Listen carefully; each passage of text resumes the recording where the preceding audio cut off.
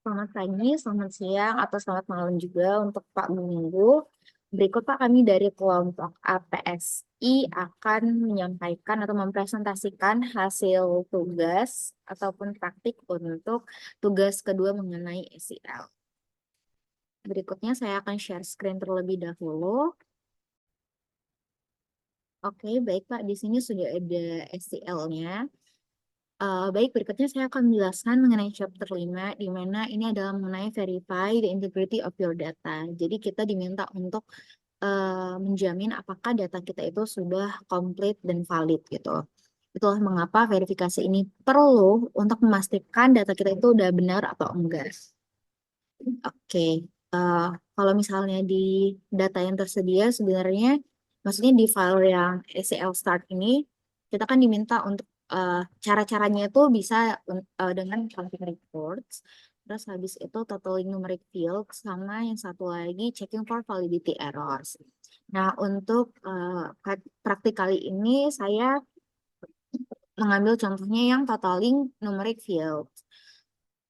Oke, ini bisa dilihat. Tadi saya udah coba masukin langsung Pak biar cepat. Dan yang saya mau ingin praktekkan di sini adalah mengenai payroll. Nah, untuk payroll ini sendiri, kita bisa langsung klik analyze. Ini kita klik yang ini. Nah, di sini tuh kita bisa memilih apakah cuma ini dengan ini doang. Misal ini. Ya maaf. Apakah cuma yang ini aja atau cuma ini aja atau bisa ketiganya. Seperti ini. Nah, untuk kali ini pengen menguji yang ketiganya. Jadi kita masukin, kita select tuh, kita pilih yang eh, gross pay, net pay-nya berapa, tax amount-nya berapa, gitu. Terus ini kita klik OK. Ini kita klik OK. Nah, nanti kelihatan nih di sini. Udah ada nih komandonya itu kan total fields, gross pay, net pay, sama tax amount. Jadi kelihatan nih totalnya 99.585 gitu-gitu untuk gross pay-nya. Terus habis itu net payment-nya tuh 79.668 gitu-gitu. Nah, mungkin untuk bagian berikutnya akan dilanjutkan oleh teman saya.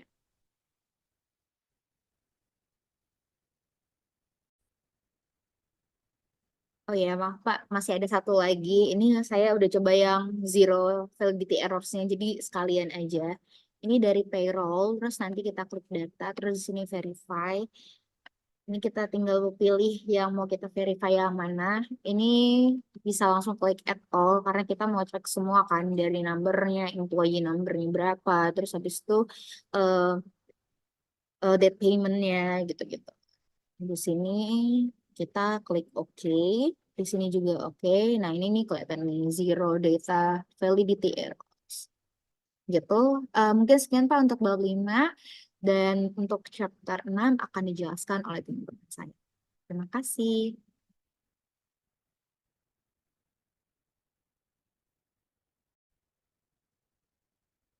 Oke, selanjutnya kita masuk ke pembahasan di chapter 6 tentang analis your data. Mungkin kita mulai pakai datanya Transme aja ya. Kita masuk ke analis, terus kita satisfy, terus mungkin kita bisa pakai yang quotes. Untuk minimum data mungkin bisa 3.000 dan maksimumnya itu kita 10.000. Oke, kita pakai aja. Oke, di sini bisa dilihat dari grafiknya sendiri, dari data yang sudah kita masukkan. Lalu selanjutnya kita masuk ke classify.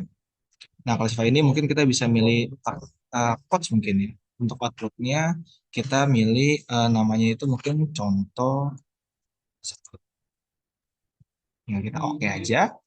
Nah, ini bisa dilihat data dari yang udah kita masuk tadi dan analisis selanjutnya. Kita mungkin bisa masuk ke analisis edge. Nah, kita milihnya coach dan juga kita oke aja. Dan ini bisa dilihat analisis yang udah kita lakukan. Selanjutnya kita masuk lagi ke transaksi Mei, data Transmei kita summarize dan untuk data kita mungkin bisa milih amount, quick number, atau mungkin quotes ataupun juga bisa quotes lagi dan outputnya itu kita beri nama contoh 2. Oke.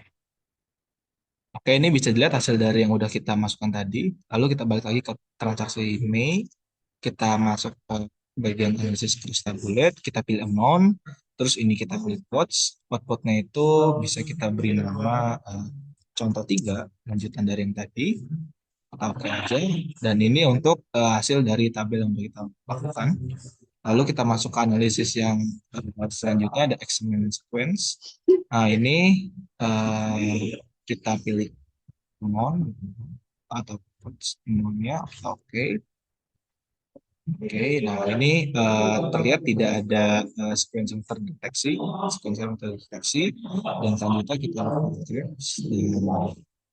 kita pilih non. Oke, nah ini terlihat eh, ada sekitar data yang hilang itu sekitar 5.460. Oke, mungkin sekian dari saya.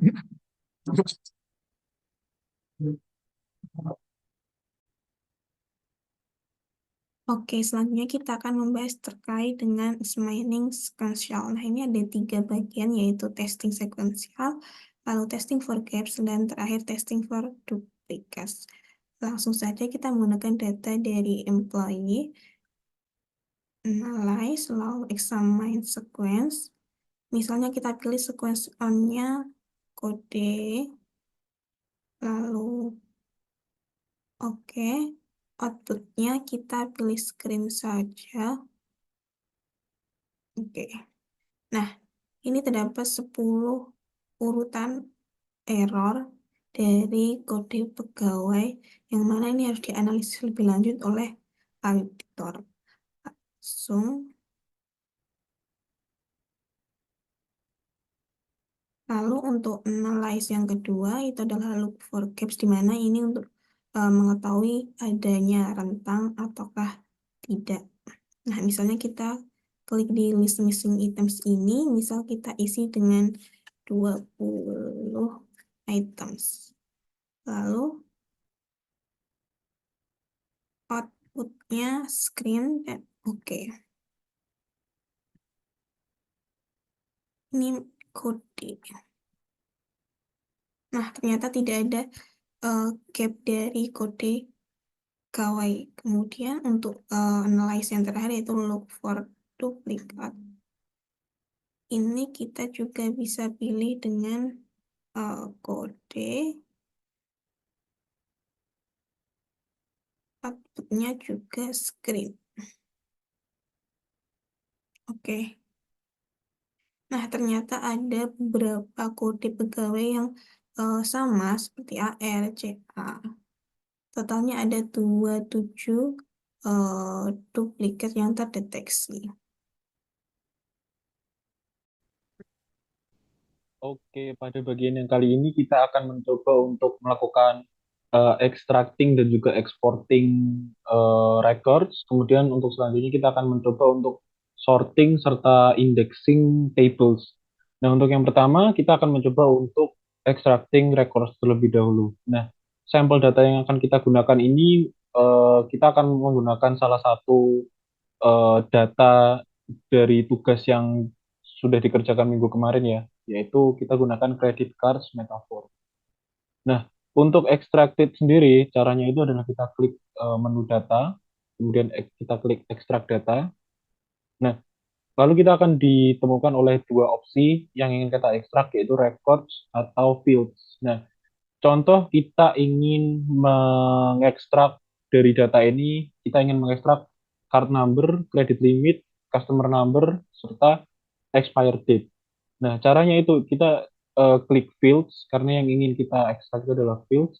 Kita klik extract fields, kemudian kita pilih fields mana yang ingin diekstrak. Dalam contoh ini kita ingin mengekstrak card number, credit limit, customer number, dan juga expired date. Kita klik tombol panah ini. Nah, maka fields yang dipilih tadi akan masuk ke kolom selected fields. Kita klik OK. Nah, kita ingin masukkan apa ke tabel yang baru, karena kita akan memasukkan field yang dipilih tadi ke tabel yang baru.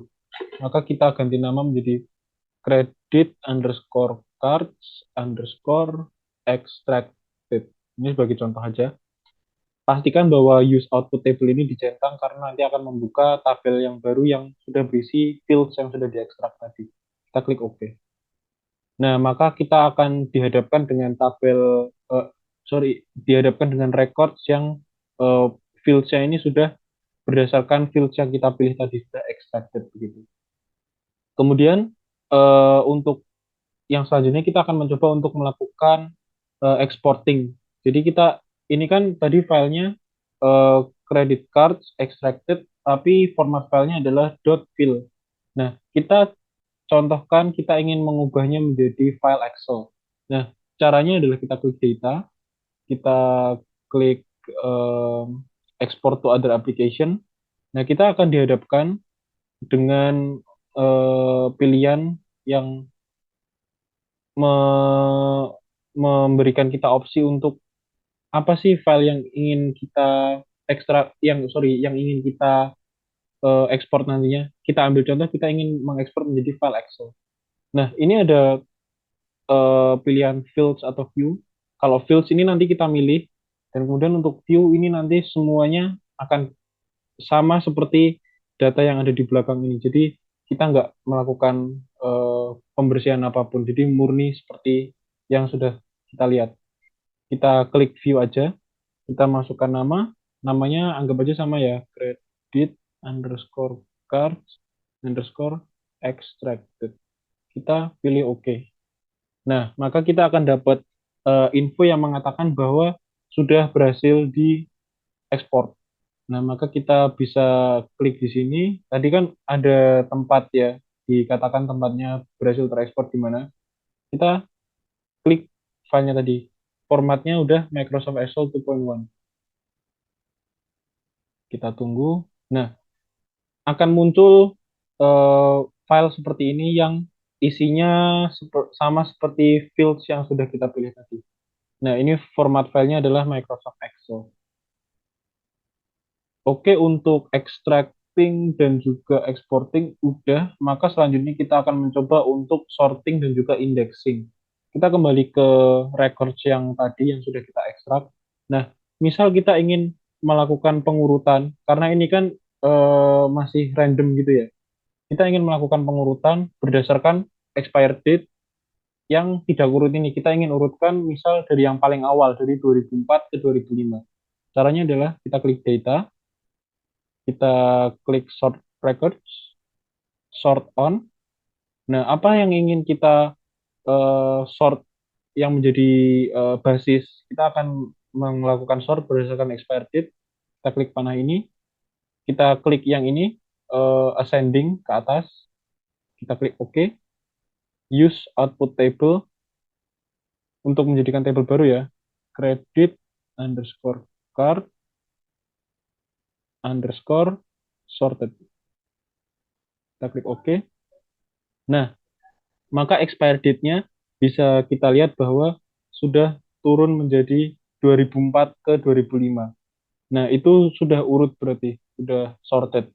Kemudian ada opsi satu lagi ketika kita nggak ingin membuat file baru, tapi tetap berada di file yang sebelumnya. Kita ambil yang extracted ini ya.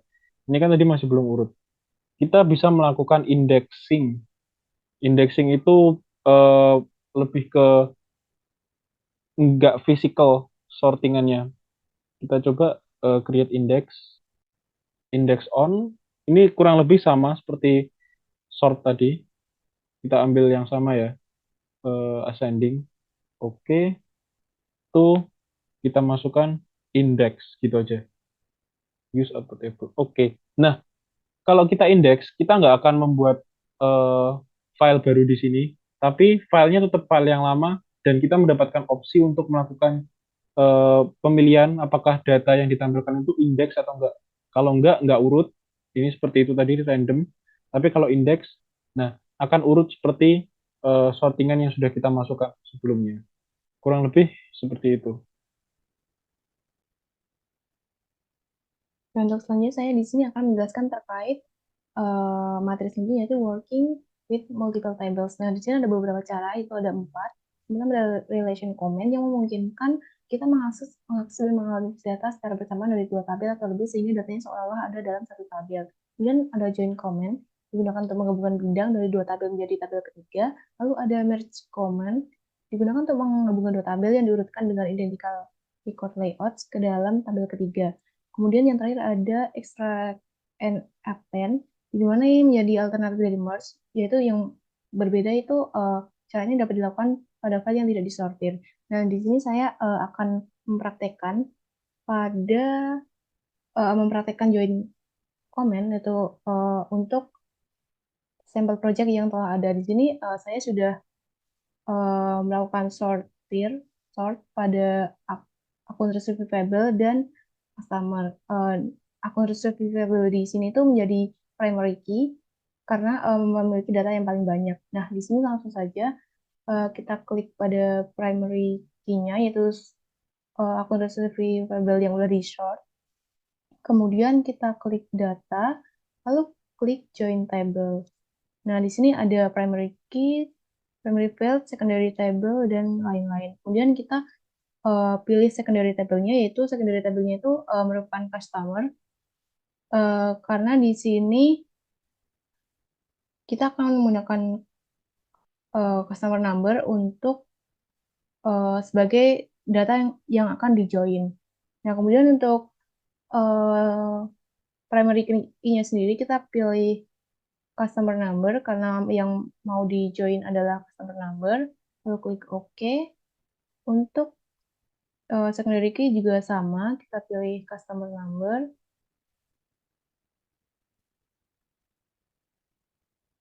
Lalu untuk primary fields, kita pilih semuanya karena mau ditampilkan semua add all, lalu klik OK. Dan secondary field-nya juga semuanya add all. Nah, di sini untuk for, kita karena akan memilih file data yang sama atau match, maka kita pilih match primary record. Ini udah terpilih. Lalu kita comment lagi. Nah, ini dicentang juga. Kemudian ada use output table juga dicentang karena kita akan membuat data yang baru. Nah, ini bisa kita beri nama join match. Kemudian kita klik OK. Nah, di sini udah terlihat ada file baru dengan nama join match, di mana di sini menampilkan data-data yang telah di-join dari short akun receivable dan short customer. Nah, di sini kita bisa cek juga di bagian log, lalu kita klik open join match. Nah, di sini udah terlihat bahwa ada 14 fields yang aktif di file join match tersebut. Nah, sekian untuk materi pada chapter 6. Terus selanjutnya akan dilanjutkan oleh teman saya.